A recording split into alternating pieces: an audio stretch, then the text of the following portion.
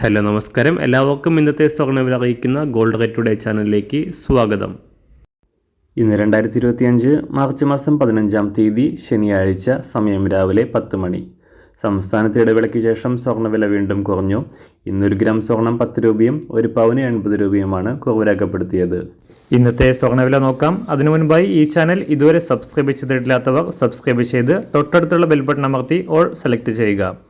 ഇന്നത്തെ 916 സ്വർണ്ണവില 1 ഗ്രാം 8220 രൂപ, 1 പവൻ 65,760 രൂപ. 24 ക്യാരറ്റ് സ്വർണ്ണവില 1 ഗ്രാം 8967 രൂപ, 1 പവൻ 71,738 രൂപ. 18 ക്യാരറ്റ് സ്വർണ്ണവില 1 ഗ്രാം 6725 രൂപ, 1 പവൻ 53,803 രൂപ.